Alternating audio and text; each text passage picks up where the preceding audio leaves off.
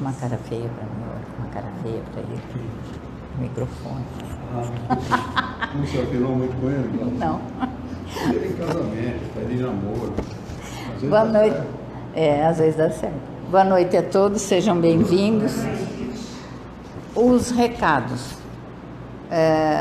Divulguem o Clube do Livro Espírita, que ele é um livro por mês ao preço de R$25. Livros que a gente analisa para que seja condizente com os ensinamentos que os espíritos superiores trouxeram para Kardec, ao preço de 25, coisa que na banca se acha às vezes pelo dobro do preço. Os cursos, em junho de 2019 vai ter início o curso Fundamentos do Espiritismo. Todos aqueles que têm conhecimento básico da doutrina espírita pode fazer. Os estudos serão aqui na Associação Joense de Estudos Espíritas, Rua 15 de Novembro, 810, Vila Nova, Jaú. Quem se interessar pode fazer a inscrição na secretaria. E após o fechamento das inscrições, será realizada uma reunião com todos os interessados para escolher o horário e o dia mais favorável para todos. É só. Provavelmente transmitiremos o curso pela internet. Quem não puder vir, assista pela internet, provavelmente. Certo? Mais certo ainda, depende de acertar alguns detalhes para poder transmitir. Uhum. Então vamos fazer uma prece antes de começar? Vamos relaxando em nossas cadeiras, mentalizando a figura de Jesus, nosso mestre, modelo e guia, e junto com ele nos dirigir ao Criador, agradecendo pela oportunidade de estarmos aqui reunidos no intuito de aprender a respeito dos ensinamentos deixados pelos espíritos superiores e codificados por Kardec, agradecer a presença de todos, encarnados e desencarnados, e que a gente consiga, principalmente, colocar em prática no nosso dia a dia tudo que for aprendido aqui. Que assim seja.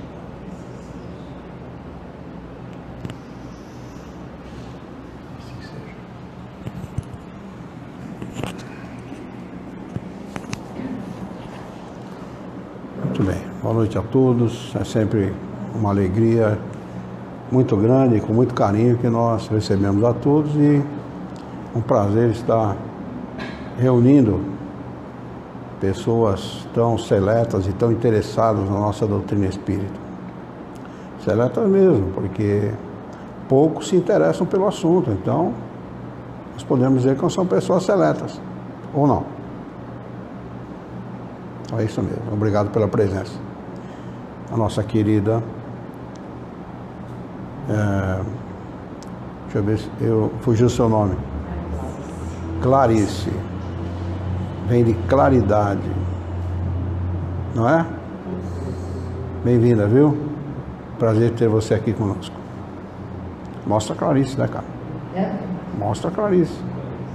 Falando da Clarice, quem vai saber quem é a Clarice?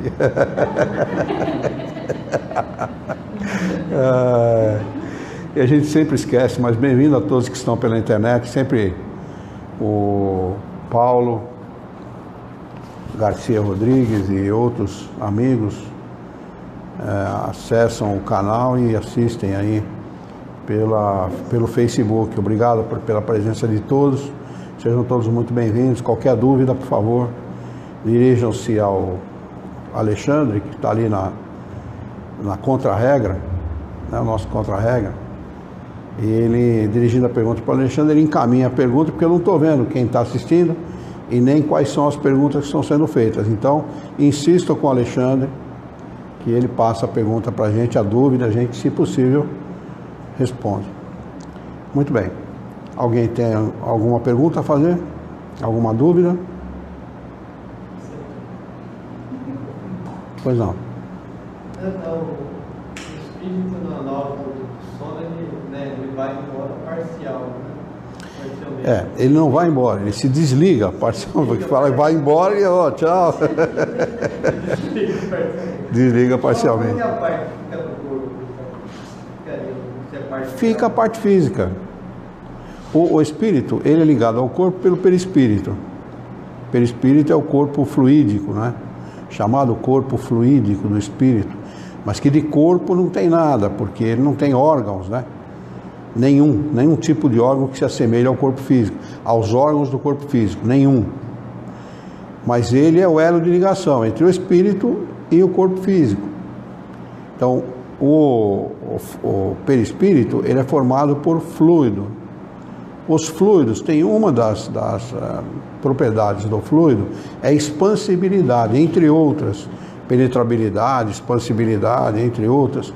Então, essa propriedade faz com que, possibilita para o espírito, ele se distanciar do corpo, tanto quanto seja necessário. Você pode ir em outro planeta, pode ir do outro lado do nosso planeta, Polo Norte, Polo Sul, Antártida, qualquer lugar, ele pode se distanciar tanto quanto seja necessário e permitido para ele, sem se desligar do corpo. No momento, se houver, por exemplo, o espírito está num sono mais profundo possível e desligado, muito distante do corpo, ele recebe um golpe fatal. Alguém já parou para pensar nisso? Ele está longe do corpo, não é?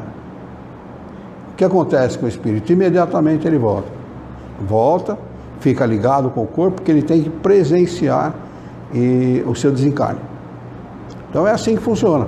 Ele se distancia do corpo, ele pode estar a 1 metro, 2, 1 quilômetro, 10 quilômetros, 1000 quilômetros, 1 milhão de quilômetros, e a expansibilidade do fluido, do seu perispírito, permite que ele se distancie do corpo sem causar nenhum inconveniente, nem para o espírito, nem para o corpo físico. Hã? Por que ele tem que se desencarnar?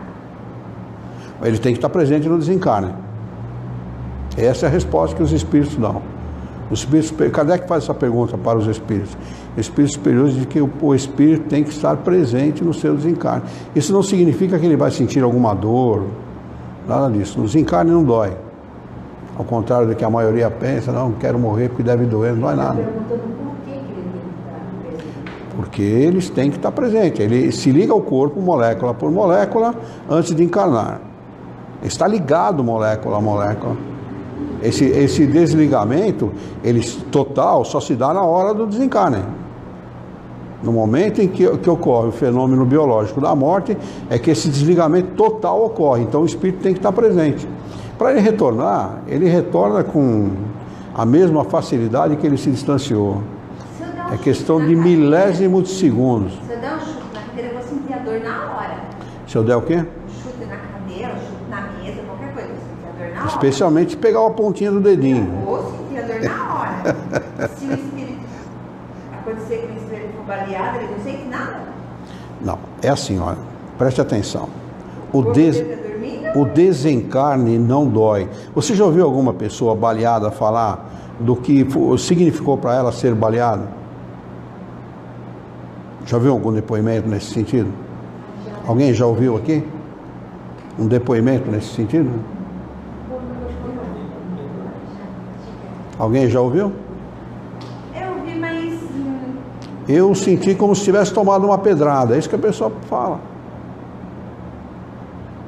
Então, o ferimento é assim, quanto mais leve o ferimento, mais ele dói. Quanto mais intenso e mais grave, menos dor física ocorre para o espírito. O senhor fala do primeiro impacto. Assim, né? Primeiro impacto. E é o primeiro impacto que mata. Entendeu? O problema da dor, ela não vai ocorrer no desencarne. Ela vai ocorrer nos fatores que ocorrem para o corpo físico ao longo da vida, que vai acabar desaguando no desencarne, vai acabar sucedendo com o desencarne. Por exemplo, uma longa enfermidade. Uma enfermidade, por exemplo, uma longa enfermidade mental. Uma pessoa que tem problemas mentais graves e acaba ficando louca e tal, vai ter consequência ao longo da vida, vai ter consequência no momento do desencarne, e essa impressão muitas vezes fica durante muito tempo depois do desencarne, até que se livre dessa impressão, porque é uma influência muito grande, um impacto muito grande, que resulte no desencarne do espírito. Muitas vezes ela não percebe, ela simplesmente não percebe. Ela vai acabar percebendo com o tempo, com o desenrolar dos fatos. Quando ela percebe, O corpo já não existe mais. E outra coisa, que a coisa mais linda que eu acho na explicação dos espíritos, linda e consoladora e bonita de se ver, e a gente ali percebe a misericórdia do Criador, a bondade dele, a infinita bondade dele, é que, por exemplo, a pessoa, quanto mais velha ela vai ficando, quanto mais idosa ela vai ficando, mais ela vai se desligando do corpo. Ela vai se desligando. Só para, esse assunto é um assunto interessante, importante, eu acredito. Só para concluir esse raciocínio, essa explicação, depois você não esquece da pergunta que você vai fazer, você me faz. Então a pessoa, ela vai desencarnar com 80, 90, 100 anos. No momento do desencarne, às vezes só está por um fiozinho. Desencarna. Olha o que é a misericórdia divina.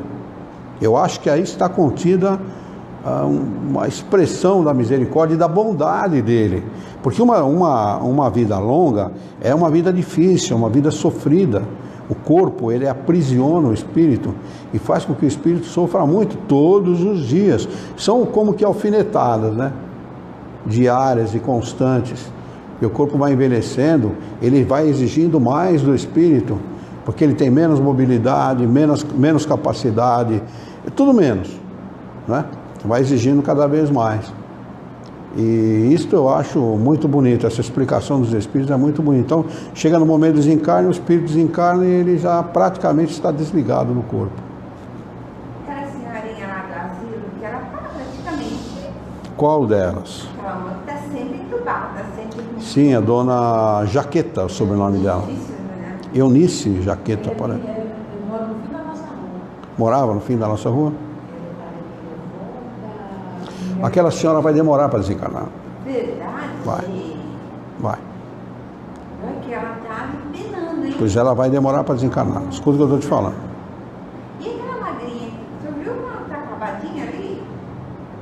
A mulher chegou Aquela senhora, fora. ela era circense, viu? Hã? Ela era circense. Que a Yara descobriu. Era... consegue ouvir ela falar? Não, você está falando, não é daquela que... Não é dá o do lado, né? Ela chega. Eu deixo ela falar, toda vez que a gente se aproxima da cama dela, ela fala, mas poucas vezes a gente consegue entender o que ela está falando. Mas eu deixo ela falar, ela tem necessidade de falar. Era uma senhorinha bem forte. Nossa, ela tá cabelo. Ela está muito magra, ela diz que come muito pouco. Ela me falou, na última visita que nós fizemos ao asilo, que ela, às vezes ela janta, às vezes não, mas sempre come muito pouco, que o médico está bravo com ela. Consegui entender algumas coisas. Ela colocou sonda também para comer, mas... Nossa, mas calcinho? Cada espírito passa pela experiência que lhe é necessária.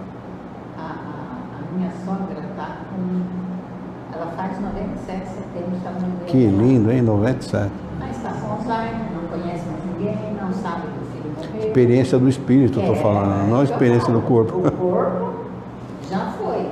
Precisou por sonda gástrica para alimentação, porque ela não queria mais comer. A enfermeira falou, se você trouxer uma bandeja de Danone, ela come, aí arroz, feijão, não quer saber comida. E ela falava antes, eu só como o que me apetece.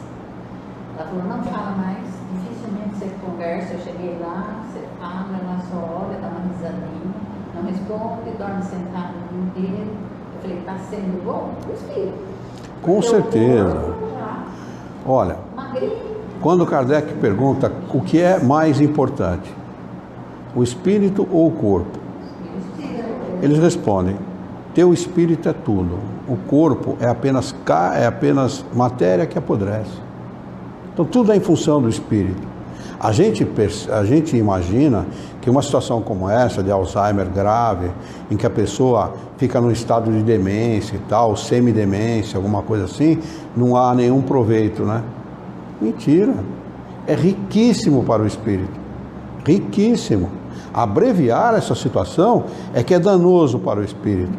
E como é o espírito que sobrevive, a gente não tem que visar o corpo, e sim o espírito. Ninguém passa por uma situação como essa de maneira injusta ou desnecessária. Todas as nossas experiências são necessárias, né? E é uma coisa muito importante. A vida na matéria, ela tem um único objetivo: educar o homem. Esse é o único objetivo. Não existe dois objetivos. O único objetivo é esse: educar o ser humano.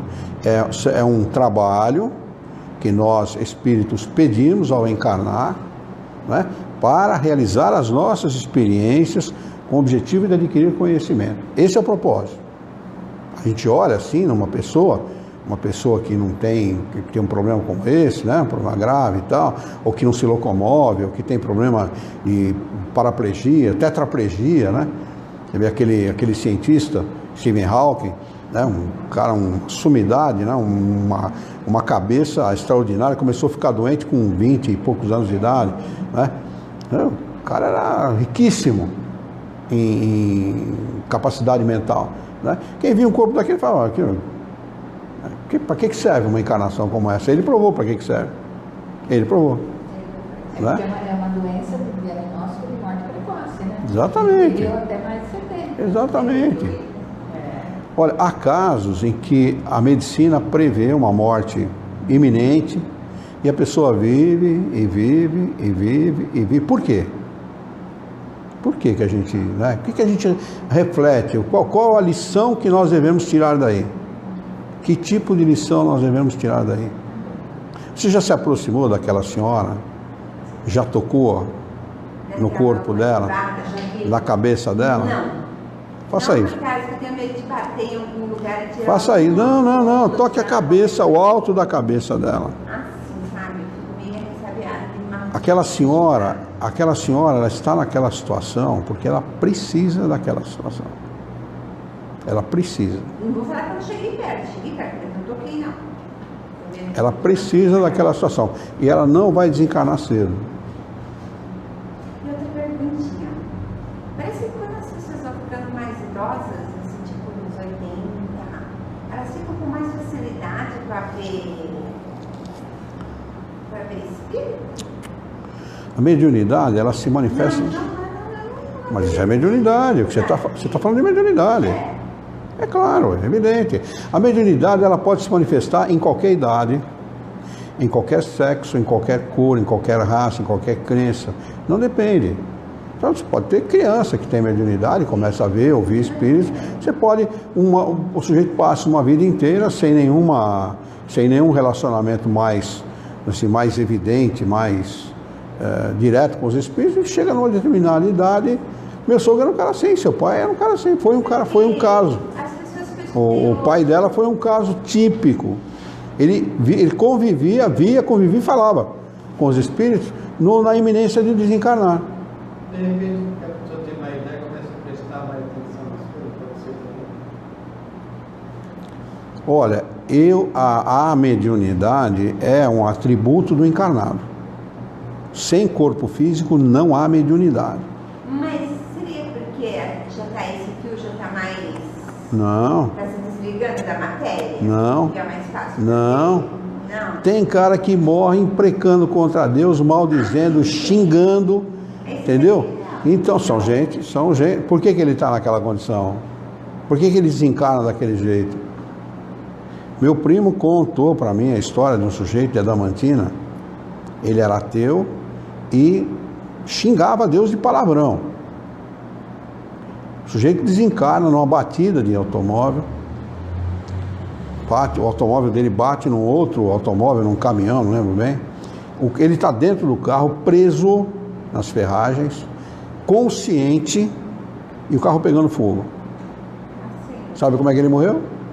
Imprecando contra Deus, xingando Deus de palavrões graves, feios. Então você fala, poxa, por que um sujeito desencarna nessa condição, nessa situação? Exatamente por essa razão. Ele precisa passar por aquela experiência. Ele precisa sentir o peso de uma experiência como aquela para poder refletir como espírito. É didático, qualquer situação é didática. Se você lembra, está lá no Livro dos Espíritos, que Kardec faz a pergunta, se um espírito dócil aprende mais rapidamente que um espírito rebelde. É claro, uma criança dócil não aprende mais que uma rebelde. Evidente. Então, quando ele fala de docilidade, eu não estou falando de hipocrisia. Porque tem gente que ela é doce, ela é dócil, mas é hipócrita. Ela é fachada. Entendeu? Meu irmão, não sei o que, a caridade, tudo fachada, hipocrisia pura. Entendeu? A docilidade que os espíritos falam ali, nada mais é do que a resignação diante das provas. Tem gente que não se resigna diante das provas. Não se resigna mesmo, independente de dinheiro, independente de condição social, independente de cor, de crença, ele simplesmente não se resigna. O orgulho, a vaidade é tão grande, o egoísmo é tão grande, que simplesmente ele não se resigna. Como é que você pode adquirir fé em Deus se você não tiver resignação? O que muda a vida da pessoa é exatamente a aceitação. Aceitar a sua situação, aceitar a sua condição. Eu não estou falando aqui que a gente tem que ser omisso. Não confunda aceitação, resignação com omissão. Não. A gente tem que arregaçar as mangas, lutar, ir atrás, conquistar, dar um jeito, resolver o problema. Mas se a vida mostra o lado direito e você quer de qualquer jeito para o lado esquerdo, você vai ter problema. Se você não se resignar com aquilo que a vida, com o caminho que a vida te mostra, você vai ter problema, e problemas graves, problemas sérios. Você pode arrumar dores pesadas para você se você não tiver resignação. A resignação é a base da fé. O espírito jamais terá fé em Deus, qualquer um, se não for resignado, se não aceitar a vontade do Criador. Como é que a gente consegue isso? Como é que você conquista isso? Aprendendo sobre as leis naturais. Esse curso de Fundamentos do Espiritismo fala exatamente sobre essas leis. Vai falar sobre cada uma detalhadamente. E a gente vai entender melhor cada uma delas e a função de cada uma delas. Porque o Criador, na sua sabedoria, ele cria leis para poder prover ao homem tudo aquilo que é necessário. Por isso que não é necessária a intervenção de Deus na nossa vida. Há muita gente que fala, não, vamos pedir a Nossa Senhora para que ela interceda junto de Deus por mim ou pela minha família. Não há a menor necessidade. Menor necessidade. As leis naturais criadas por Ele desde o início dos tempos, se é que a gente pode imaginar o início dos tempos, né? Isso se perde na noite dos tempos, né? Já criou leis desde sempre para prover ao homem tudo aquilo que lhe é necessário. Tudo está previsto. Agora, o que muda nessa situação? A sua determinação, a sua vontade. Quando você imprime vontade, quando você imprime determinação naquilo que você faz, nada te impede. Vocês já repararam que alguém diz assim, eu ainda um dia serei prefeito dessa cidade. E quando o cara realmente se determina, o que acontece com esse cara? Ele vai ser prefeito. Agora, o custo disso, os problemas que vão advir, problemas morais, problemas sociais, que vão advir dessa determinação dele, é outra história, né? Mas toda vez que a pessoa se determina a fazer alguma coisa, ele conquista qualquer coisa. Nada é impossível ao homem. Ele vê uma coisa qualquer e fala assim, poxa, jamais eu vou entender o funcionamento, por exemplo, de um celular. Não é a impressão que dá diante da tecnologia? Né? Agora, se você se determinar a conhecer o funcionamento do celular, você vai acabar conhecendo, porque o celular foi feito por um homem. Se um homem faz, o outro é plenamente capaz de fazer. Basta que ele se determine a isso. Você não pode pegar um celular, desmanchar o celular e querer entender o funcionamento dele. Você tem que começar por onde? Fazendo um curso básico de eletrônica. Aí que mora o problema. Porque às vezes o cara não tem a determinação necessária, a vontade necessária, não dispõe o seu tempo para começar pela base. A mesma coisa são as leis do entendimento, a compreensão das leis de Deus. O homem, ele entende mal a Deus e normalmente mistura a figura de Deus, o entendimento de Deus, com seus preconceitos e com as falsas ideias. Por isso que o nosso mundo é uma grande bagunça, cada um entende a Deus à sua maneira. O judeu fala assim, está lá na Bíblia, respeitai pai e mãe, porque você terá uma vida longa sobre a terra que o Senhor teu Deus te há de dar. O Senhor teu Deus? Então ele não é o Deus de todo mundo? Como é que ele é o Senhor teu Deus? Vocês já viram a doutrina católica falar alguma vez dessa forma? Não se refere a Deus nunca dessa forma. Vai se referir ao Criador, ao causador de todas as coisas. Ele é o Deus de todos. Aliás, nem chama de Deus. Normalmente se refere a Deus como Criador. Quem se refere a Deus como Deus, normalmente é Kardec, que tem a ideia mais ligada ao pensamento humano, da figura do Criador, do causador. Então, é isso que é necessário, entender essas leis. Por isso que eu pensei em trazer esse curso para nós, já foi feito nessa casa, em 2008, se me falha a memória, exatamente por essa razão. Porque isso vai trazer bases para que nós possamos entender o Criador. Entender as leis naturais é entender o Criador. Entender o Criador é entender o quê? A vida. E é isso que nós precisamos, entender a vida. Por que a vida age comigo assim? Por que que eu estou passando pelo que eu estou passando? Por que do sofrimento? Por que da dor? Por que dos problemas? Por que das inconstâncias da vida? Das vicissitudes da vida, da doença, da guerra, da violência? Por quê? Por que eu sofro? Por que eu? Não é assim que a gente pergunta? Pô, tem tanta gente para sofrer, logo eu, rapaz. O cara pega logo eu. Sai do meu pé. Sai do meu pé, sai de mim. Não é? A gente, quando a pessoa não tem conhecimento e não tem confiança no Criador, ela pergunta por que eu? Quando a gente sabe das leis de Deus, quando a gente tem confiança nela, compreende, as leis de Deus, a gente diz, por que não eu? A gente não sabe, o passadinho, O problema é o passadinho. Se a vida está difícil hoje, é porque o passado conta uma história que nós normalmente não gostaríamos de lembrar.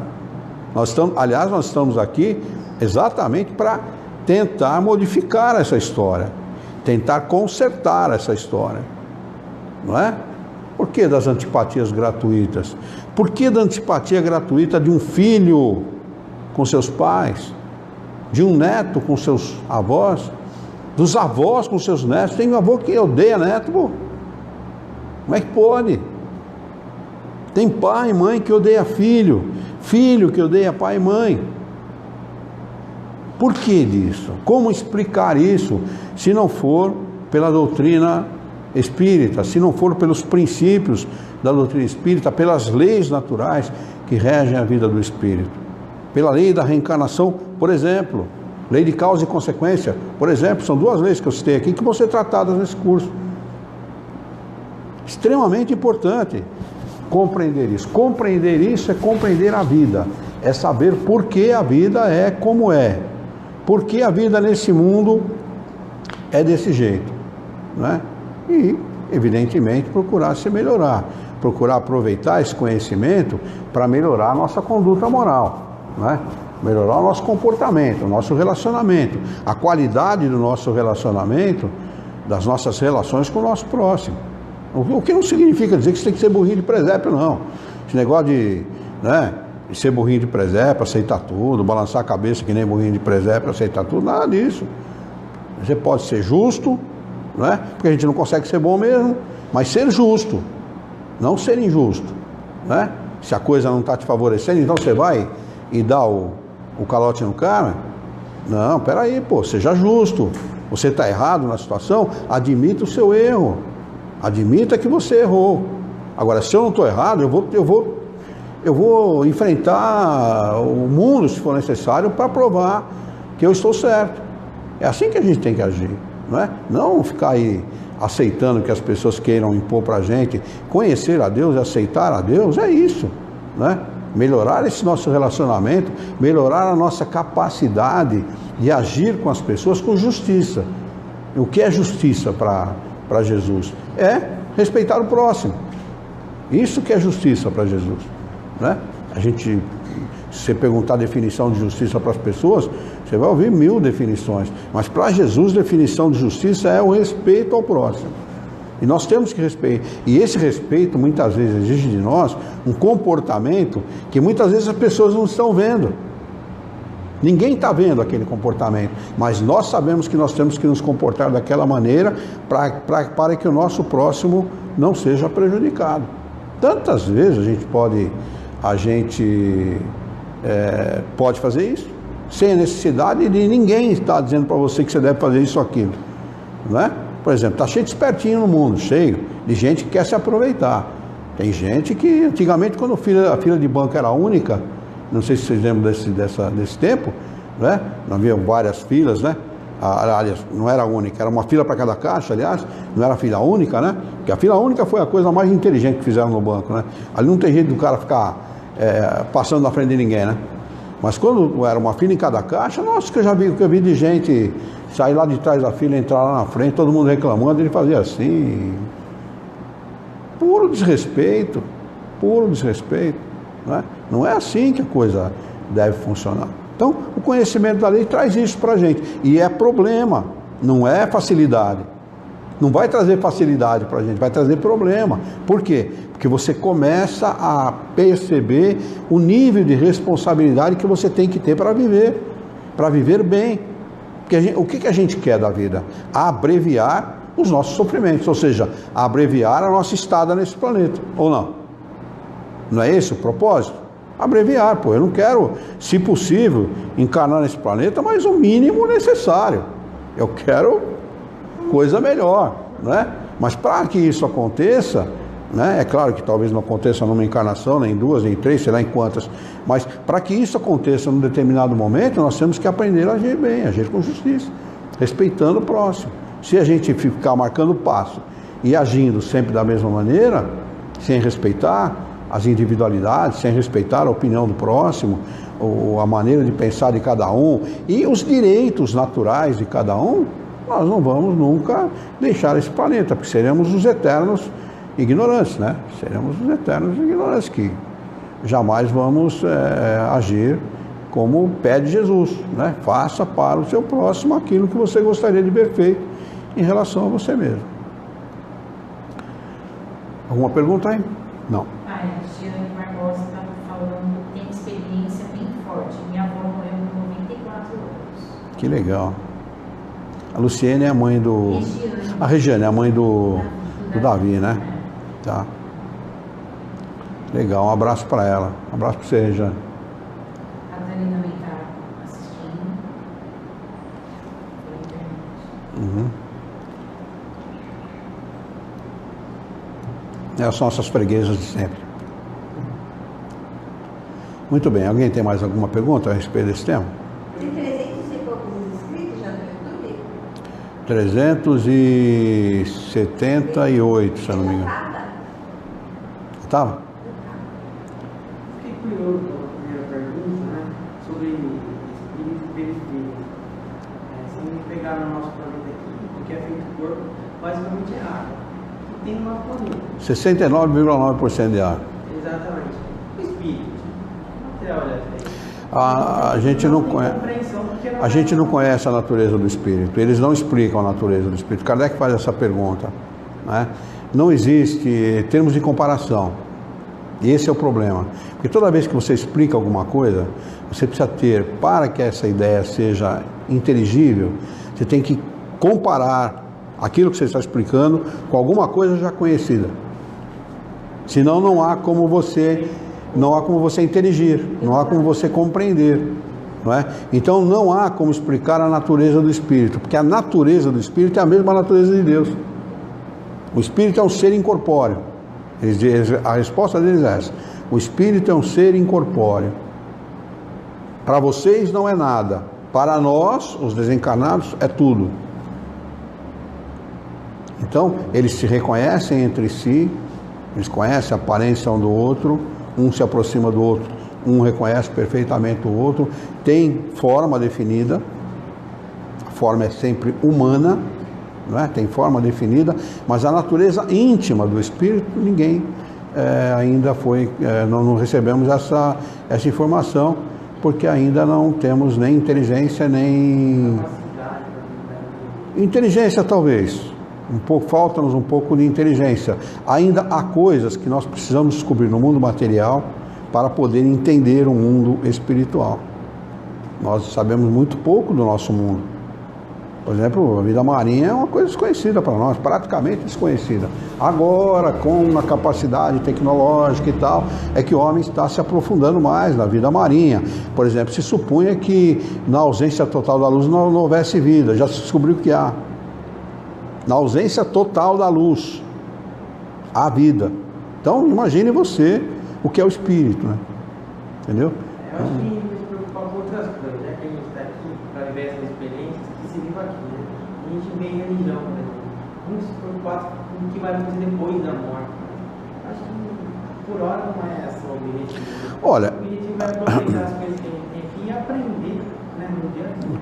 Mas saber o que vai ocorrer depois da morte, de certa forma, é uma coisa importante. Tá bem? Por quê? Por exemplo, se nós sabemos que somos imortais, isso muda tudo. Muda a configuração que o sujeito dá para a vida dele. Ou seja, ele deixa de focar a matéria para focar a vida espiritual. Se você sabe que é um ser imortal e que o seu interesse maior está na imortalidade da vida, ou seja, na vida espiritual, você deixa de dar importância para as coisas materiais e passa a dar importância para as coisas espirituais.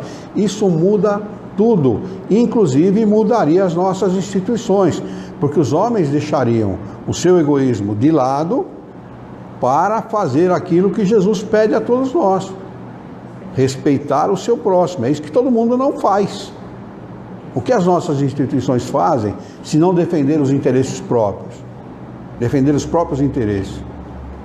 Qualquer instituição, pega uma instituição humana aí, qualquer instituição humana, governamental, por exemplo, né? Eles fazem defender interesses próprios, nada mais. Quando nós deveríamos, em conjunto, defender o interesse de todos, do coletivo. Tudo deveria ser dirigido para o coletivo e nunca para grupos, para individualidades.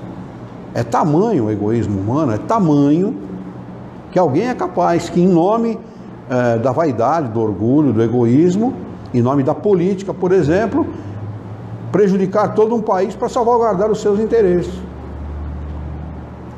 Então, entender isso, esse foi o grande objetivo de Jesus, viu? O trabalho de Jesus foi exatamente esse: mostrar. Ele falava massivamente. Como é que é? Ele falava diversas vezes isso. Ele só falava isso. O objetivo dele. Dos céus, né? Era o que ele estava querendo dizer. Mas assim, eu vejo o pessoal religioso, eles acreditam que vão ter vida depois da morte. Então. Mas é o que eles acreditam, né? Então, mas eles não acreditam. Fazem muito para merecer essa vida, por exemplo.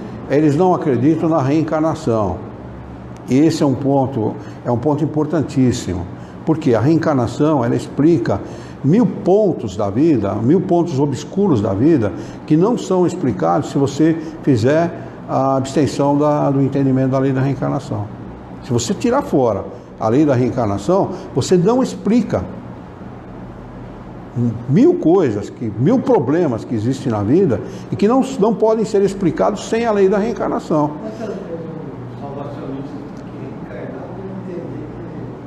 Até o momento que ele quiser, quando ele desejar isso. Ele tem que desejar. Orlando, ele tem que desejar. O espírito, ele tem que querer. Quando ele é preconceituoso, por isso que o importante, é a pessoa se aproximar do espiritismo, não para se tornar espírita, mas com a cabeça aberta, sem idealismos, com a cabeça aberta e desprovido de qualquer preconceito. Eu vou dar um exemplo. A Yara tem um primo que é uma pessoa, do ponto de vista humano, extraordinário, Mário Sérgio. Extraordinário, eu conheço ele há muito tempo, tá? Primo da Yara. Um cara extraordinário, fabuloso, sob todos os aspectos, bom, leal, amoroso, tranquilo, calmo, bom, dê lá a qualidade que você quiser dar para ele. E o Mário, católico de carteirinha, católico. Uma vez conversando com ele a respeito do espiritismo, ele sabia que era espírita e tal, eu casei com a Yara depois dele, namorei com a Yara depois que ele... eu já conhecia a Yara há muito tempo, é claro, e ele sabia que eu era espírita, e uma vez conversando com ele a esse respeito, ele falou que não acreditava na reencarnação. Tudo bem, não respondi nada, pensei comigo, é o direito dele, né? A Igreja Católica, os princípios católicos não ensinam isso, né? O princípio católico é da ressurreição do corpo. Vai chegar um momento lá, fim dos tempos, em que vai soar as trombetas lá e tal, e aqueles que forem justos ficarão à direita de Deus, Pai Todo-Poderoso. Os outros à esquerda e serão condenados ao fogo do inferno, ao fogo eterno. Esse é o princípio aliás, contestados por muita gente da própria Igreja Católica e tal, mas vamos lá, esses são os princípios. E depois passou muito tempo, né, 30 anos, 35 anos, talvez 40, não sei exatamente. Mas nós nos encontramos numa festa da família Caricati, que é a família da Yara. Ele é Caricati também. Ele é Caricati não, o pai dele tem outro sobrenome, mas a mãe é a Caricati, né? Encontramos naquela festa, e o Mário já estava aposentado e tal, né? O Mário aposentou, acho que no Banco do Brasil, né? Caixa Econômica Federal.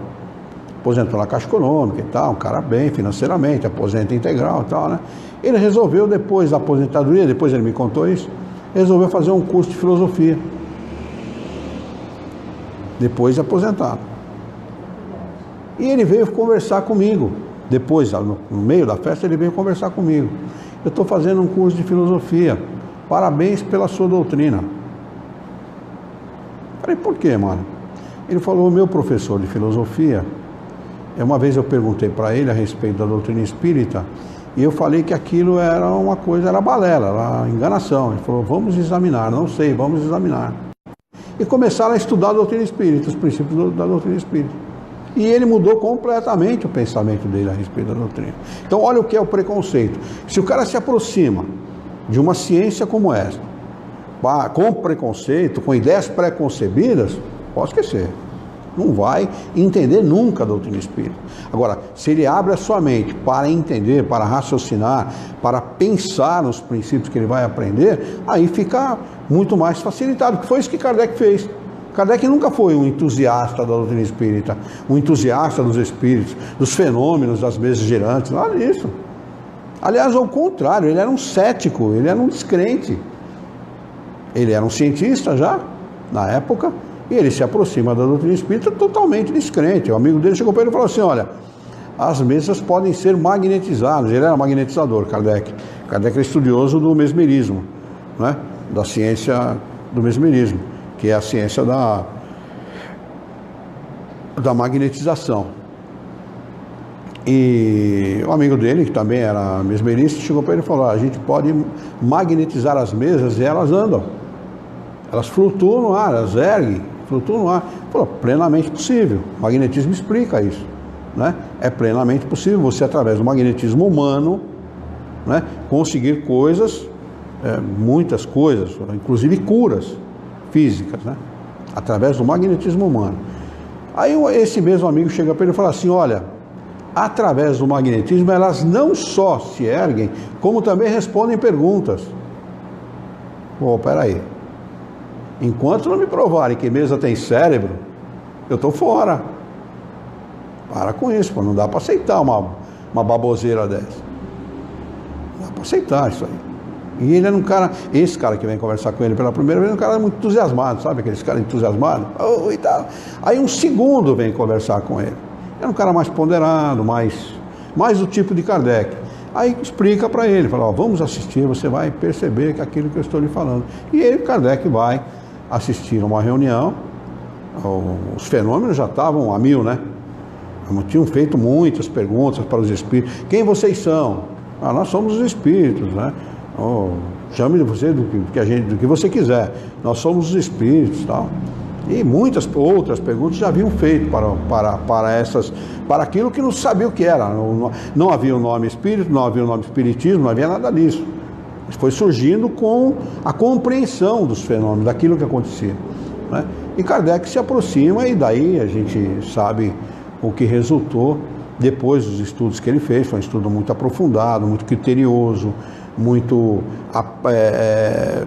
sem pressa, né, com muita observação, entrevistando milhares de espíritos, sabendo como eles estavam no mundo espiritual. Daí a importância de saber a respeito do que acontece depois do desencarne, porque ele entrevista desde espíritos que estavam sofrendo muito, os espíritos felizes, até os espíritos felizes. Então, por que isso é importante? Por que a declaração, o depoimento desses espíritos é importante? Para que nós procuremos aprimorar a nossa vida aqui, para estar na situação deles depois que desencarnar. Porque a nossa negligência na vida aqui nos custa muito sofrimento no mundo espiritual. Muito sofrimento. Eu estava conversando com a Yara hoje, tem um mecânico que eu frequento a oficina dele há 36 anos aproximadamente. É o tempo que nós estamos aqui em Jaú. Bertinho, o nome dele. Um cara extraordinário do ponto de vista humano, um humano fabuloso. Mas ele fuma. E eu estou para conversa com ele. Bertinho, larga disso aí, rapaz. Está com 72 anos de idade já.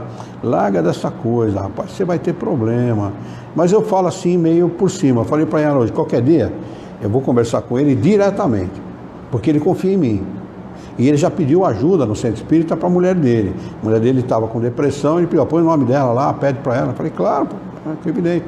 Mas qualquer dia eu vou falar para ele, você não está querendo largar? Você está achando muito difícil? Depois que você desencarnar, você vai ver o problema. Porque aí o problema multiplica por 1000. O sofrimento de uma pessoa que tem um vício aqui na Terra, ele se multiplica por 1000 depois de desencarnar. Porque aí a sensação é total. A dificuldade é total, porque aí não tem mais o corpo para disfarçar. O sono, por exemplo, do corpo físico para disfarçar, né? Aí o sofrimento é muito maior. Por exemplo, quem se suicida, por exemplo. Outra coisa importante, saber qual é o resultado, por exemplo, quais são as consequências de um suicídio.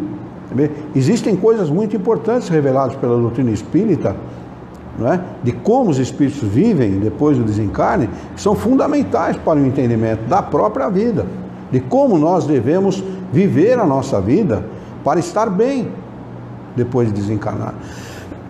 Porque o nosso objetivo não é essa vida aqui. A vida aqui é passageira. Eu posso garantir para você que fui tão jovem quanto você. Tão jovem quanto aquela menininha que está ali. Hoje eu tenho 67 anos de idade. Dali a pouco eu estou desencarnando. E aí? A conversa pode ser muito dolorida, mais ou menos dolorida ou mais ou menos boa, depende do que eu fiz ao longo da minha encarnação. Por isso que é importante a gente entender, entendeu? Tem coisas, por exemplo, que a gente evita fazer ou não faz em função desse conhecimento. Como eu estava dizendo para você, a vida de Jesus foi dedicada a provar para o homem a imortalidade. Nicodemos pergunta para ele, se não me falha a memória, né? Se havia outra, se ele ia renascer. É claro que você vai renascer. Mas como pode, Senhor, eu sendo velho entrar na barriga da minha mãe de novo? Essa pergunta que ele faz para ele. Jesus, olha, e era um doutor da lei, hein? Nicodemos era um doutor da lei judaica. E o judeu é reencarnacionista. Os judeus são reencarnacionistas. Tanto que Jesus pregava a reencarnação abertamente, sem problema nenhum. Não é? Jesus dedica a sua vida inteira a provar a imortalidade da vida e a provar a reencarnação. Não é? Ele vive, ele começa o seu trabalho aos 30 e tantos anos de idade, passa ali 3, 4 anos ensinando as pessoas, caminhando com as pessoas, ensinando tudo que ele sabia, né? Desencarna, morre na cruz, na frente de todo mundo. Olha como tem o significado desse desencarne. Porque ele podia desencarnar, por exemplo, cair de um rochedo, ou se afogar num rio, qualquer coisa, né? E ser uma morte que presenciada por poucos, mas não foi, presenciada por toda uma multidão. Olha o significado dessa morte. Embora fosse uma morte infamante, ela tinha um objetivo muito grande, que era de que todos vissem o seu desencarne. Porque depois o que acontece? Ele aparece para os seus seguidores, ele aparece para aqueles que o seguiam. Ou seja, vocês me viram viver, comeram comigo, dormiram comigo, andaram comigo, caminharam comigo, me viram morrer e estão me vendo vivo novamente. A morte não existe. Essa é a grande mensagem de Jesus. Esse negócio de dizer, não, derramou sangue para nos salvar, isso é conversa fiada, isso é tudo conversa de religião, tem nada a ver com derramar sangue, coisa nenhuma. O objetivo dele era exatamente esse: provar para o homem que a morte não existe. Quem levantou a lápide do túmulo, o espírita, no meio espírita a gente tem o hábito de dizer que o espiritismo levantou a lápide do túmulo, ou seja, não existe a morte, né? Quem levantou a lápide do túmulo realmente foi Jesus, foi o precursor, trouxe para o homem. O judeu já tinha esta ideia da imortalidade. O judeu diz assim, se eu não me engano está na Torá, o seguinte: com ou sem corpo físico, sempre estarei na vida. Olha a ideia da reencarnação, assim, declarada: com ou sem corpo físico, estarei na vida. O que significa isso? Sou imortal, não dependo do corpo físico para viver, não é? Então Jesus, ele dedica a sua vida a expor esta realidade para o homem, porque sem essa realidade o homem não passa de um animal. A relação entre as pessoas, entre os humanos, são relações apenas animalescas, onde cada um defende os seus interesses, a sua sobrevivência, custe o que custar. Se custar a vida do outro, é o problema de cada um. Nós temos máfias dentro do governo brasileiro, dentro de outros governos, que matam aqueles que invadem os seus interesses. Você sabe disso, você é um cara informado, todos nós aqui sabemos. Olha como é animalesca a coisa. Em nome de interesse material, você mandar matar alguém. Nós temos N exemplos disso. N. Fala, não, mas só a máfia. Não, não é só a máfia não. O político faz isso. O poderoso faz isso. E faz disso um hábito. Para ele a vida... Ou seja, o que ele não considera? Uma das leis naturais, que é a lei de causa e consequência. Que nós, em menor termo, muitas vezes também não consideramos, não levamos em consideração. Eu não estou falando de vocês, estou falando de quem não tem esse conhecimento. Imortalidade da alma também. Não só a imortalidade da alma, por exemplo, a lei de causa e consequência. Eu faço para o meu irmão, mas eu vou sofrer a consequência daquilo que eu faço. Se eu fizer coisas boas, a consequência será agradável. Se eu fizer coisas ruins, a consequência será desagradável. Mas ele fala, pô, mas o cara é ruim, ele tem beleza, ele tem juventude e tem grana. Onde é que está a lei de causa e consequência? Não é essa a pergunta? É uma pergunta lógica, não é? Qual é a resposta? A consequência está no retorno, ele vai ter que retornar. É que a gente encarnado é imediatista, né? Você quer ver o outro. Você quer ver o cara preso no dia seguinte. E a lei não tem tempo, é outro. Nós somos imortais. Como que a gente consegue escolher tudo isso? Como a gente consegue? Bem bonito. Você pode, aqui ó. Aqui ó. Com saúde. Saudável, né? Você chega a ser E rico. É claro, tem gente que pede. Você não lembra no livro dos Espíritos? Tem uma pergunta assim: alguém pode escolher a riqueza como numa encarnação? Pode. Você pode escolher, por exemplo, não fazer nada numa encarnação? Pode. Eu lembro, mas eu faço a pergunta, a pessoa responder porque tem mais gente ouvindo, então é bom, eles não sabem, eles vão ficar sabendo. Vou falar para você que nem falava, como é que falava a ministra do Collor? Como é que era o nome dela, aquela feiona? A Zélia, evidentemente.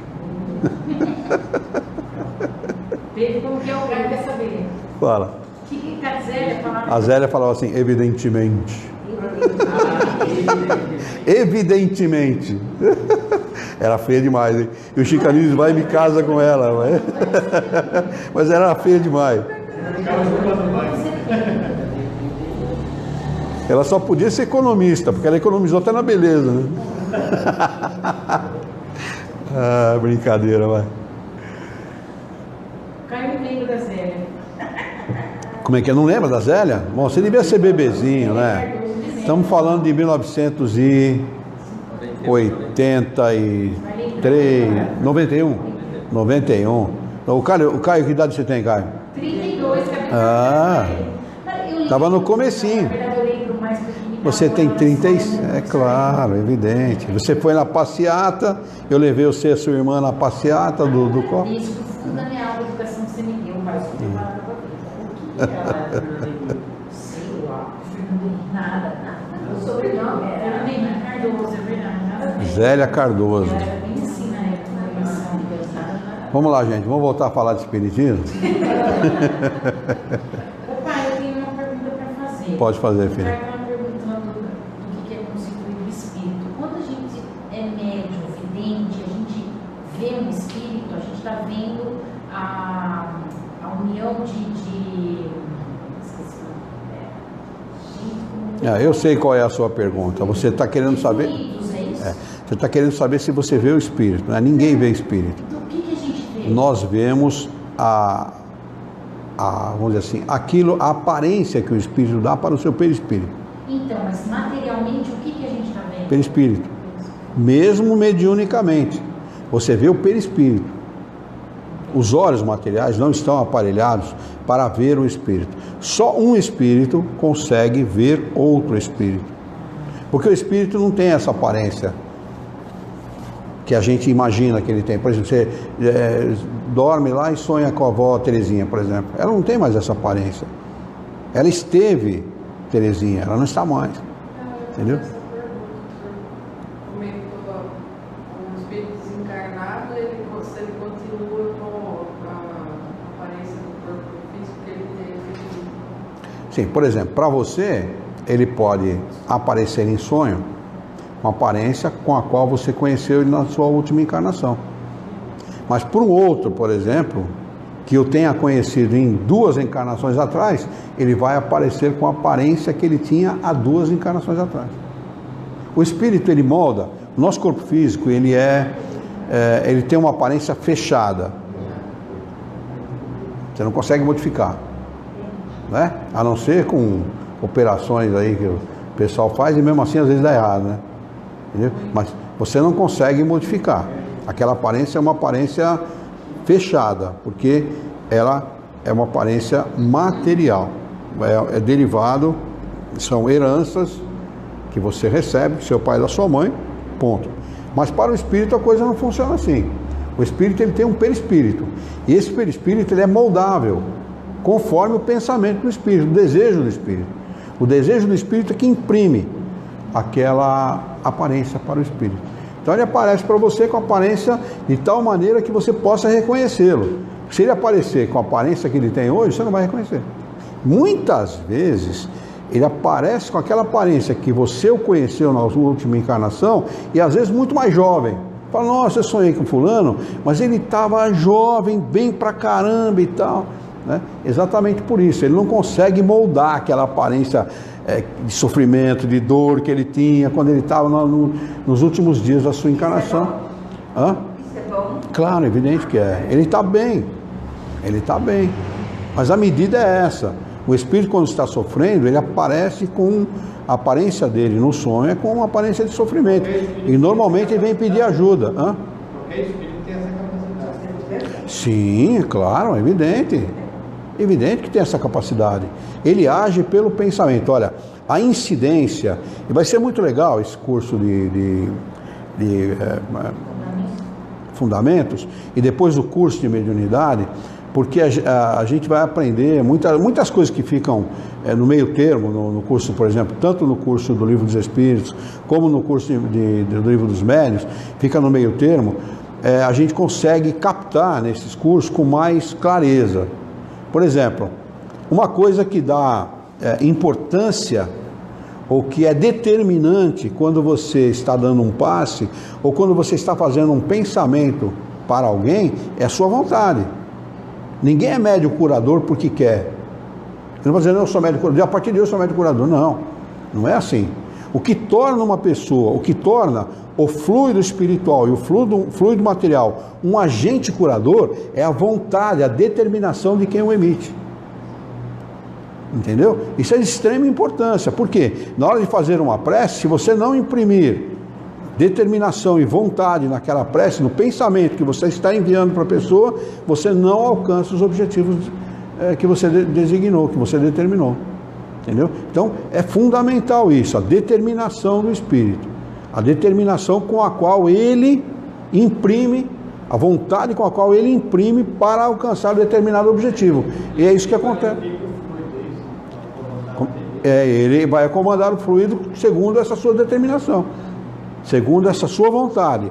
Entendeu? Por exemplo, muita gente fala assim, eu vi o espírito do demônio. Viu mesmo. Viu mesmo. Só que você não viu o demônio porque o demônio não existe. Você viu um espírito que deu a aparência para te intimidar, deu a ele mesmo a aparência que ele quis, como um demônio. Por exemplo, a aparência de um animal, de um cachorro, de um sei lá do que. Ele pode dar a aparência que ele quiser, entendeu? Para alcançar determinado objetivo. Ele não é aquilo. Ele é o que ele é.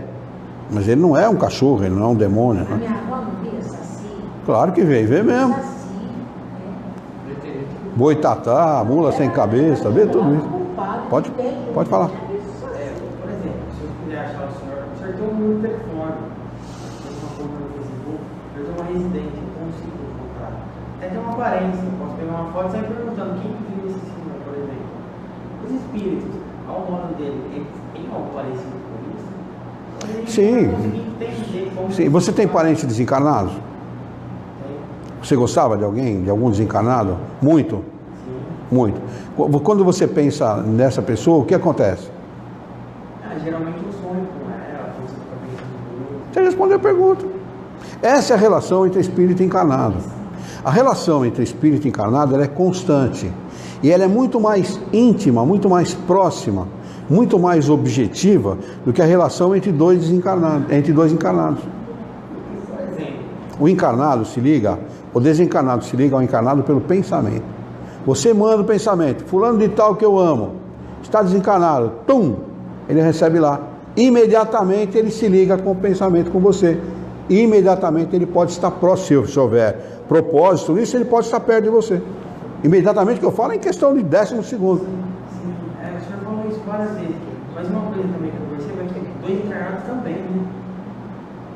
Sim, isso acontece com os encarnados, porque o pensamento, ele é rápido e ele chega muito antes da presença física. É muito comum acontecer, por exemplo, de alguém tocar a campanha da sua casa e falar, tá pensando em você, Acabei de pensar no você não morre mais. Ou então alguém ligar para você e falar, transmissão de pensamento? É transmissão de pensamento mesmo. Cara, você pensa no cara, o cara está te ligando. Porque o pensamento, ele é conduzido pelo fluido. Assim como o ar conduz a minha voz, você está entendendo a minha voz? Porque a minha voz reverbera no ar, chega nos seus ouvidos, os seus ouvidos captam essa reverberação, lá dentro do seu cérebro isso é decodificado e você entende aquilo que eu estou falando. Mas isso é produzido pelo ar. Lá na esquina não estão ouvindo o que eu estou falando. Pelos motivos óbvios, existem empecilhos que não permitem que o ar reverbere até o ouvido do cara. A não sei que eu vou na janela e grito, cara, fulano. Não é isso? Mas isto não acontece com os fluidos. O fluido, da mesma maneira que o ar conduz a voz, o fluido conduz o pensamento. E isso não tem distância e nem tempo. É extremamente rápido e objetivo. Eu penso, já está. Você quer ver o que é a locomoção do espírito? Pense agora na sua casa, você já estaria lá. No mesmo momento que você mentaliza, não tem tempo nem distância, nada. Bum! É assim que funciona. Para o espírito é assim que funciona. Por isso que os espíritos dizem que nós encarnados estamos num cativeiro. O corpo é o cativeiro do espírito, aprisionador. é a cela onde nós estamos aprisionados. Porque nós temos qualidades, possibilidades que nós muitas vezes sequer imaginamos. Se você não estudar a matéria, se você não for entender a matéria, compreender a matéria, você nunca vai chegar a entender um monte de coisa. Porque os espíritos são causa eficiente de muitos fenômenos que nós não sabíamos que eram eles. Maremotos, terremotos, vendavais, enfim, são causados por eles. Ação dos espíritos. A ação dos espíritos sobre o homem. Todo homem, regra geral, é médium, porque recebe a influência dos espíritos.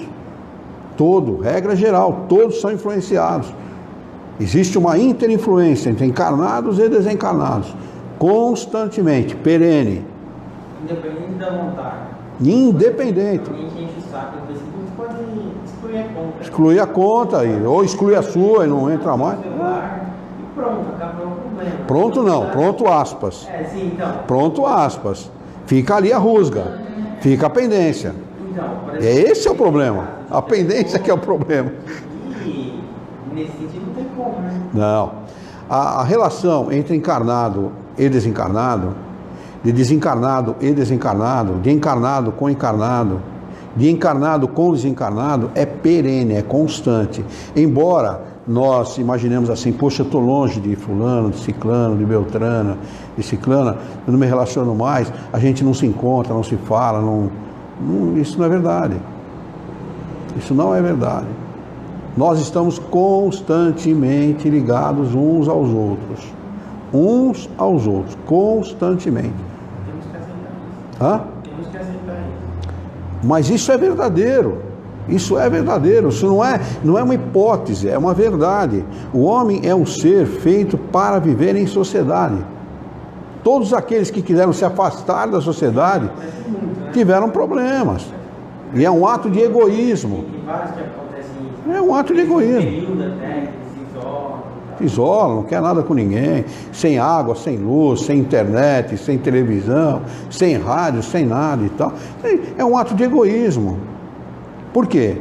Porque a vida, ela presume o seguinte: você me ajuda com aquilo que você sabe e eu te ajudo com aquilo que eu sei. A vida presume isso. Essa relação entre os encarnados e essa relação entre os encarnados e desencarnados e vice-versa presume exatamente isso, uns ajudando os outros, para que todos venhamos a progredir. Esse é o propósito, não tem outro propósito não. Então tem que relacionar com o Fernandinho Beiramar? Tem. Ele faz parte desse mundo, ele faz parte das nossas relações, ele faz parte do egoísmo humano, ele faz parte das nossas omissões como cidadão. Nós somos omissos, pô. Não tem nada a ver com você, Fernandinho, mas tem. É da omissão da sociedade que nasce o Fernandinho Beiramar. É da nossa omissão, da nossa falta de vontade, da nossa falta de determinação. Porque o mal, ele só é o que é porque é ousado. O bem é tímido. Se nós fôssemos ousados, tão ousados quanto o mal, o nosso mundo seria completamente diferente. Completamente diferente. Entendeu? Então, é por isso que é necessária essa relação. Porque nós só vamos entender isso, compreender essa verdade, à medida em que nós vamos desenvolvendo o nosso conhecimento das coisas, da vida material e da vida espiritual, o entendimento desse universo, né? E o porquê da vida de ser como é. A vida é o que é porque nós somos o que nós somos. O dia que nós quisermos mudar e fazer do mundo um mundo melhor, não depende de ninguém, nem de Deus, nem de Jesus, nem de ninguém, depende de nós. Só de nós, da nossa vontade, da nossa determinação, do nosso desejo de melhorar. E cada um pode melhorar o mundo ao seu modo, ao seu jeito. Eu escutava um programa na década de 70, chamava O Poder da Comunicação. Os maiores comunicadores que eu conheci na minha vida, se não o maior. Ele trabalhava na Rádio Bandeirantes e depois ele saiu da Rádio Bandeirantes e foi trabalhar em Nova York, pra você ter uma ideia. Falava 4 ou 5 idiomas e tal. Um cara extraordinário. E ele, uma vez, como eu via muito e prestava muita atenção, porque eu sempre gostei de aprender, de ouvir para aprender, de ouvir coisas boas. E ele era um cara que trazia muitas coisas boas, chamava-se Hélio Ribeiro. Um cara fabuloso. Uma vez ele falou assim: todo mundo diz Ele falava do jeito dele, era um cara que falava muito, além de falar muito bem, tinha uma voz muito impostada, muito bonita. Falava assim, todo mundo diz que não é possível mudar, que uma pessoa não consegue mudar o mundo. Eu provo que é possível. Se você, ao levantar todos os dias, você é uma pessoa que não cumprimenta ninguém, cara fechada, sisudo, não é simpático com ninguém, e a partir de um determinado momento, você decidir ser uma pessoa simpática, educada com todas as pessoas, a vida dessas pessoas mudou para melhor ou piorou? A resposta é lógica, melhorou. Então, se você melhorou a sua vida e a vida das pessoas, você melhorou o mundo. Você não precisa melhorar o mundo como um todo. Se você melhorar onde você vive, o mundo melhorou, porque melhorou uma parte do mundo, não é isso? E as partes é que fazem o todo. O todo não é o todo porque é todo. O todo é todo porque é composto de partes. Olha que pensamento extraordinário, fabuloso, porque é verdade, é verdadeiro. É extremamente verdadeiro. Quer dizer, é a nossa ação que muda a qualidade das coisas. Não é a qualidade das coisas que muda a nossa ação. O homem espera a melhoria de fora para dentro. E a melhoria não está nas coisas, está em nós. Se nós melhorarmos, as coisas melhoram. Tudo melhora, o mundo melhora. Isso é verdadeiro, extremamente verdadeiro, não tem como negar isso. A pessoa pode negar qualquer coisa, menos isso, não é? Tem uma pergunta. Fala. O Adir está perguntando como seria a forma do próprio Espírito. Adir, é um prazer imenso tê-lo conosco. O Adir é um companheiro de Curitiba, do Paraná. Hoje eu não sei se ele está em Curitiba, acho que não. Está morando em Colombo, se não me engano. E Adir é um cara extraordinário. Ele se tratava aqui, fazia tratamento médico aqui em Jaú, e ele frequentava a nossa casa há uns 8, 9 anos atrás, mais ou menos. É um prazer, viu, Adir? Muito obrigado por você estar presente. Os espíritos superiores respondem que a forma do espírito é sempre a forma humana. Essa é a resposta dos espíritos superiores. Portanto, se você me perguntar qual é a forma humana, suponho que é uma forma semelhante a nós. Semelhante a nós. Não é? Mas uma coisa é a forma, outra coisa é a natureza íntima do espírito. A natureza íntima do espírito não tem nada a ver com a natureza íntima da matéria. Matéria é matéria, espírito é espírito. Se ficar alguma dúvida, pode voltar a fazer perguntas aí que nós teremos o prazer em responder. Obrigado mais uma vez. Muito bem, perguntas, se não houver, nós vamos encerrar. Pode falar. Ah, não? Eu achei que você fez assim, eu achei que você ia fazer perguntar alguma coisa. Uma coisa mais direcionada ao Caio, pela pergunta que ele fez, eu quero a experiência que eu tive com o Pedro, assim que ele desencarnou. Não é que eu fui testar a presença do meu avô espiritual. Eu morria de medo de espírito. Eu tinha 15 anos e eu fui espírita, não, estava inserida no meu espírito minha vida inteira, querendo ou não, o pai e mãe sempre ligados, né? Mas eu morria de medo, eu não queria saber. E meu avô, uma das pessoas que eu mais gostava, não sabe? Gosto ainda, mas é muito estranho, não sei explicar. Parece que eu nunca tive contato com meu avô, a não ser 2 vezes, mas 2 vezes mediunicamente. Eu estava pensando muito nele, muito, e eu tinha uma cadeira de couro no meu quarto. Meu irmão já tinha ido para São Paulo, então já fui lá, então fui morar em São Paulo. Eu tinha 15, ela tinha 17. E eu estava dormindo, foi a primeira noite que eu dormi depois da morte dele no meu quarto. Eu fiquei um mês dormindo no lugar da cama. De medo de ver o meu irmão da cama. Eu não dormia, não fazia nada. Eu parei de viver de medo de ver o meu avô. E a primeira noite eu fui pro meu quarto, deitei, meu pai faz oração, né? Fiquei tranquila, se avô, dependendo do que vai acontecer, se avô. Então eu fui acostumando com a ideia e fui pro meu quarto. Parece uma criança, né? Eu tinha 15 anos. Hoje eu tenho 15 anos, é uma mulher, né? Você sabe que quando for, você é despertador. Aí eu no meu quarto quieto, eu conseguia pegar no sono dele, eu pensando no meu avô, direitinho uma pessoa pegar e sentar na cadeira do corpo. Eu falei, ai, Jesus Cristo. Ai, moço, por você que está aqui, faz algo. Mas de novo levantou e sentou no e era. Porque depois eu fiquei sabendo que, cara, eu quase vi espírito junto com ele. Mas eu cobri minha cabeça, eu perdi uns 5 quilos, eu fiquei suando a noite inteira. Mas assim, foi o primeiro contato com o espírito que eu tive na minha vida. Mas nunca duvido da presença dos espíritos. Tenho medo. Nossa! Porque se você tem cabelo de couro, não, é que minha mãe sempre passava produto, então ela pegava o barulho do assento de uma pessoa. E, nossa, fez certinho. Já te contei essa história, né, pai? Mais ou menos. E aquela cadeira que tá na sala hoje. Eu falei, gente, por que você tá fazendo isso comigo? A filha deve ter rido o outro quando eu era saísta, deve ter rido pra caramba da minha cara e da situação. A relação dos espíritos com os homens é uma coisa constante. E meu pai era um cara, já falei várias vezes aqui, ele é um cara que desacreditava do espiritismo, fazia chacota, e sempre foi assim. E o cunhado dele desencarna com uma doença que provavelmente deve ter atacado a traqueia dele. Eu não sei bem, era criança, eu tinha uns 5 anos de idade, alguma coisa, mas eu lembro bem da cara dele, do rosto dele e tal. Naquela época desencarnava em casa, e era velado em casa. E nós chegamos, meu pai falou assim, vamos visitar o João. O João é o marido da irmã mais velha. E nós fomos, ele está nas últimas, ele falou assim, eu lembro bem. Vamos visitar o cunhado dele. Chegamos lá, ele estava com a boca aberta, com os olhos fechados, com a boca semi-aberta. E ele perguntou pro filho mais velho, que depois vem a desencarnar cedo, desencarnou com 28 anos, uma coisa assim. O Zezinho era um cara extraordinário. O que ele tem? Ele falou, ele está com sede, tio. Mas não podemos dar água porque ele está inconsciente. Se nós dermos água, ele vai afogar.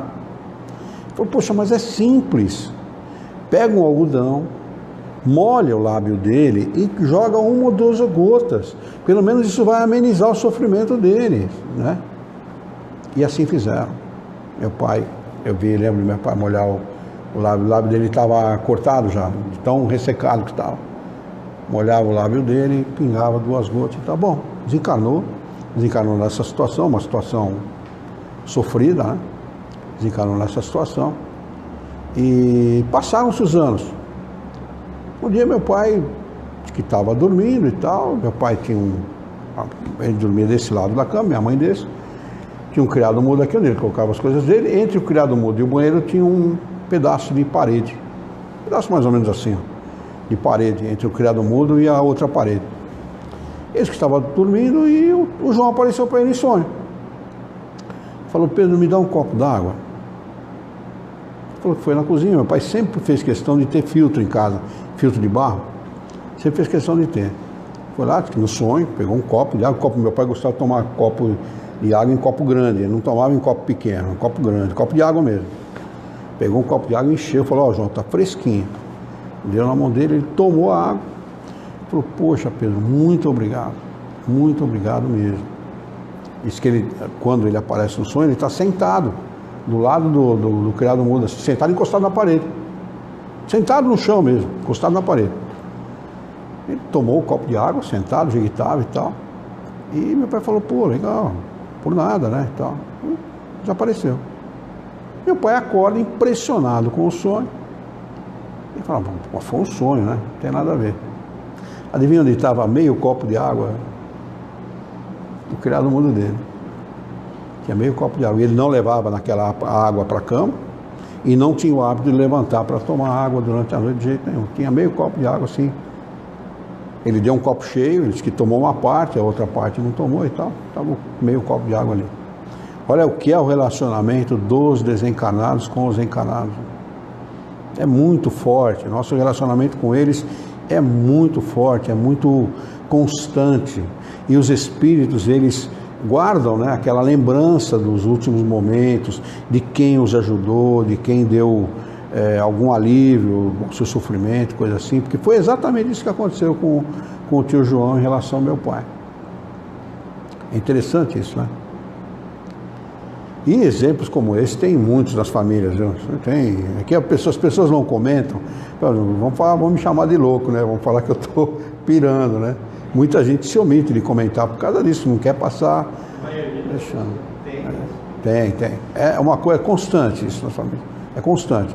No tempo que eu frequentava o Antônio de Paula, que o seu Chico era presidente, no Antônio de Paula, uma vez uma pessoa que já eu não vou falar o nome dela por questões óbvias, mas chamou, pediu para o seu Chico ir na casa dele fazer uma prece. Ele era católico fervoroso, e estava tendo fenômeno mediúnico um atrás do outro. Ele ouvia coisa, ele via coisa e tal, né? Eu fui junto com o seu Chico pediu para ir, falei, vamos, não tem problema. Comecei a conversar com ele, expliquei para ele, a mediunidade não é uma coisa absurda, a mediunidade faz parte da nossa... Mas eu não quero ser médium, eu não quero ter mediunidade, eu não quero me relacionar com espírito, coisa nenhuma. Eu sou católico, desse jeito, bravo. Olha o que é aquilo que eu falei no começo do nosso bate-papo, a resignação. Não aceitava. Se ele tivesse tido o bom senso de ler livros que contavam as histórias dos santos da Igreja Católica, ele vê que no meio católico o fenômeno mediúnico é presente. Presente em todos os chamados santos da Igreja Católica tiveram eventos mediúnicos nas suas vidas. Um monte deles, um monte. Como é que é o nome daquele santo que é da igreja do seu pai? São Camilo de Leles, né? São Camilo de Leles era um médium curador. São Camilo de Leles era um médium curador. Tanto que é tradição pegar a cruz, uma cruz branca, que ele fazia parte das vestes dele, e dar de presente para as pessoas que estão doentes. A pessoa oferece. Meu sogro me deu quando eu operei, ele me deu, eu tenho guardado até hoje comigo. É uma espécie de um símbolo que simboliza São Camilo de Leles. E os relatos, Frei Galvão também. Também. O Frei Galvão era um espírito de escola, um espírito superior. Somente os espíritos superiores fazem a bilocação quando encarnados. Ele aparece aqui na beira do rio Tietê para dar extrema-unção para um cara que tinha sido esfaqueado por um jagunço. O cara estava comandando uma tropa, ele se entendeu, ele era o líder da turma, ele se desentende com o jagunço, o capataz dele lá, ele era capataz do pessoal, se desentende com um dos trabalhadores, o cara vai e mete a faca nele.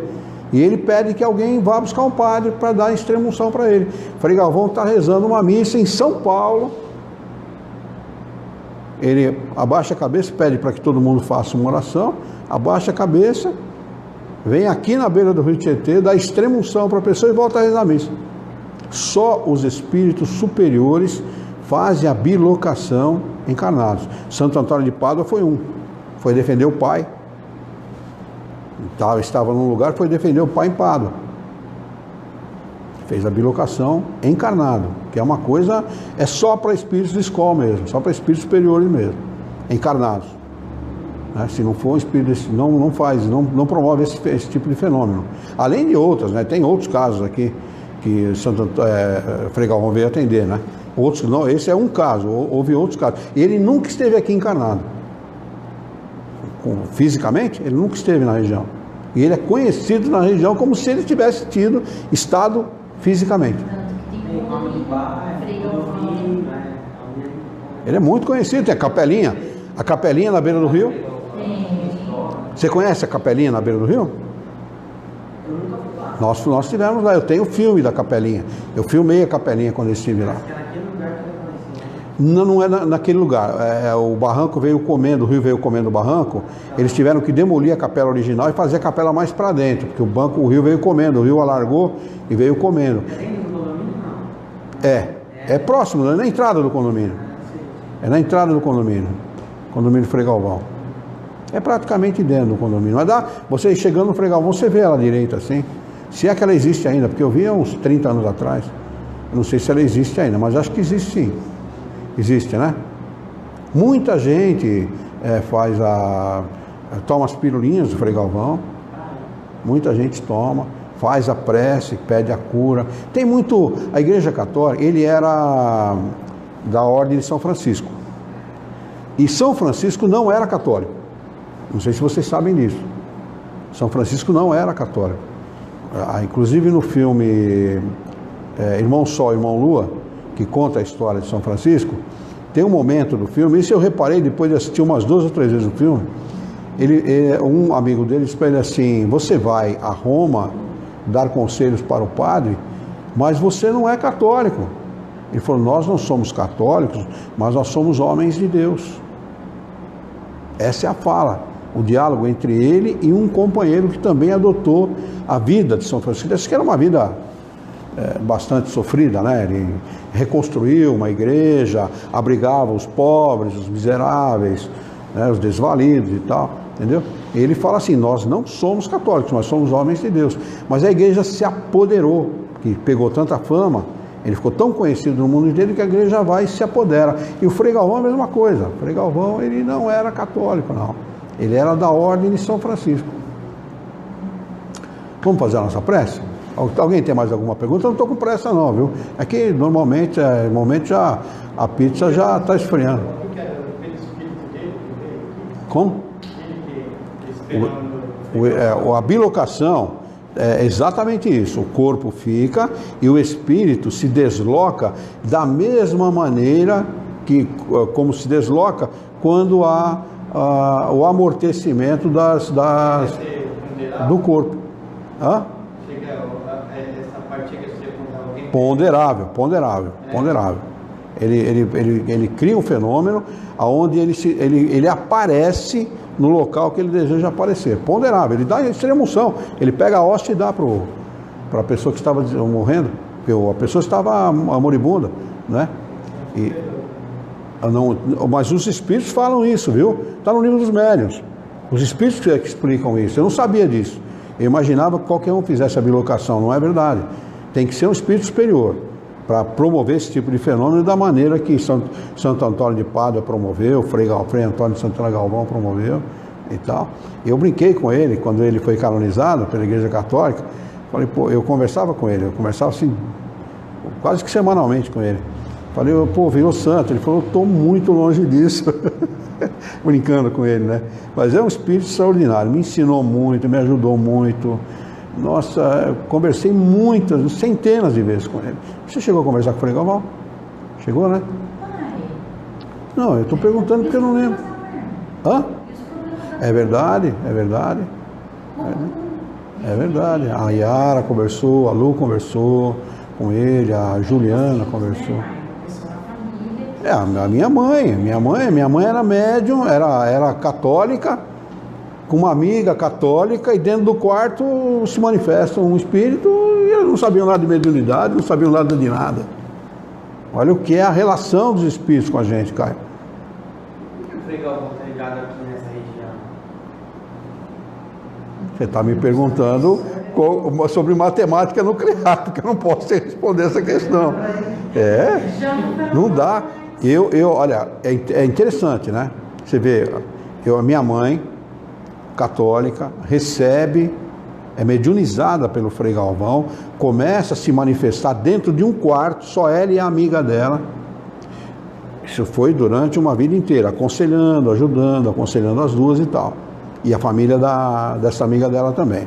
Eu cresço, isso aconteceu, eu tinha 4, 5 anos de idade, pela primeira vez, mais ou menos por aí. Eu cresço, aos 22 para 23 anos de idade, me torno espírita. E aí começo a conversar com ele. Um pouquinho antes eu comecei a conversar com ele. Lá pelos 20 anos, mais ou menos. Ele me aconselha uma vida inteira, até eu casar com a Yara, até depois de casado com a Yara, eu venho morar onde? Em Jaú, que é a terra onde ele promoveu esses fenômenos. Olha como está tudo entrelaçado, Caio. A gente imagina que as coisas que acontecem na nossa vida são fortuitas, são por acaso, mas não existe o acaso. Tudo está entrelaçado, tudo está ligado. Porque eu estou aqui só por uma razão. Eu decidi estar aqui. Não tenho nada que me ligue a Jaú. E tudo me liga a Jaú. É interessante isso, né? É uma coisa extremamente interessante. Mas se você fosse tentar explicar isso para uma pessoa que não tem conhecimento, a pessoa vai fazer chacota com isso, né? Podemos fazer a nossa prece agora? Muito bem. Vamos então elevar o nosso pensamento, mentalizar a figura excelsa e amiga de Jesus, nosso mestre, nosso modelo e guia da humanidade. E juntos com Jesus vamos nos dirigir ao Criador, ao Senhor da vida, fonte inesgotável de paz, de amor, de bondade, de misericórdia e justiça, para agradecê-lo muito pela oportunidade de estarmos aqui reunidos em seu nome, para discutirmos a vida à luz da doutrina dos Espíritos. queira o vosso amor, a vossa bondade, a vossa misericórdia, que tenhamos bom ânimo, coragem, determinação, ideias renovadas, alegria de viver e muito entusiasmo, para que nós possamos trabalhar e sermos úteis à sociedade em que vivemos. Dá-nos ainda, Senhor, a coragem e a força necessária para que nós possamos orientar a própria existência por um profundo e sincero respeito pelo nosso próximo. Queremos vibrar amor, carinho, gratidão, reconhecimento e submissão integral e restrita à Tua vontade.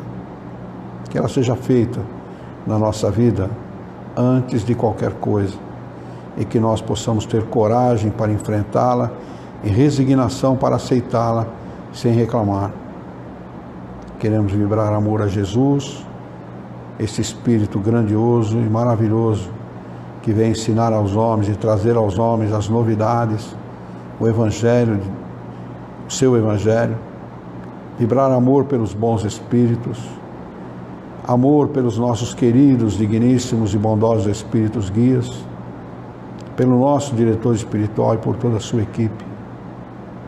Vibrar também amor por todos os nossos irmãos em humanidade, encarnados e desencarnados, sobretudo pelos aflitos, desesperados, fracos, oprimidos, desesperançados e revoltados, pelos nossos irmãos enfermos, por aqueles que estão passando por momentos difíceis na recuperação de sua saúde, médicos, profissionais da área médica, voluntários, pesquisadores e cientistas, pelos irmãos moribundos e pelos que desencarnaram nas últimas horas, pedindo ao Criador forças para as equipes encarregadas do desligamento desses nossos irmãos, que eles sejam exitosos no seu trabalho, que os nossos irmãos tenham uma transição, uma passagem tranquila e um despertar bastante feliz. Vibremos pelos irmãos jogados pelas ruas, por aqueles que não tiveram a estrutura de um lar, a orientação de uma família, mas principalmente por aqueles que, embora tendo esta orientação, inadvertidamente adentram o submundo do crime, da prostituição, das drogas, da corrupção, da desonestidade, da violência, da agressividade. Pelos irmãos que combatem o crime e a violência, sobretudo os pais de família, que estejam obrigados a colocar em risco suas vidas para fazer cumprir as leis. Por aqueles que perderam suas vidas, seus lares e seus familiares. Vibremos pela Praça dos Três Poderes em Brasília, pelo nosso governo federal. Vibremos pelo nosso presidente, seus ministros, por todos aqueles que detêm o poder em suas mãos. Que os bons espíritos possam retirar os fluidos malsãos e depositar os sãos. Que seja possível, Senhor, que a presença dos bons espíritos possa neutralizar a ação dos maus e que o Brasil seja conduzido ao seu destino. Vibremos para todos os lares, desejando que cada lar seja um reduto de paz, onde os espíritos possam reencarnar, realizar boas experiências, delas extrair conhecimento e evoluir. Paz para os lares de todos os que estão à nossa volta, vizinhos, amigos, conhecidos, pelos nossos colegas de trabalho, clientes, fornecedores, patrões, empregados, por todos aqueles que fazem parte indiretamente de nossas vidas, as nossas humildes, mas sinceras vibrações de amor. Vibremos pelos lares daqueles a quem nós amamos, nossos avós, nossos pais, irmãos, cunhados e cunhadas, sobrinhos e sobrinhas, nossos tios, primos, enfim, por todos aqueles que fazem parte da nossa parentela, que todos recebam as nossas humildes vibrações. Vibremos pelos nossos lares. Vamos mentalizar a entrada de nossas casas, os corredores, as salas, os quartos, os banheiros, a cozinha, os fundos, pedindo aos bons espíritos que nos acompanhem nesta incursão mental, que possa ser retirado dos nossos lares os fluidos malsãos e depositado no seu lugar os sãos, para que haja paz, entendimento, fraternidade, amor, respeito, fidelidade de pensamentos e atos entre nós e aqueles a quem nós amamos. E finalmente, Senhor, nós pedimos mais uma vez por nós mesmos. Ajuda-nos, Senhor, a estarmos contigo, tanto quanto Tu estás conosco no nosso dia a dia. Em Teu nome, em nome de Jesus, em nome dos bons espíritos, em nome do nosso diretor espiritual e de sua equipe, nós declaramos encerrada a nossa reunião pública desta noite. E que assim seja.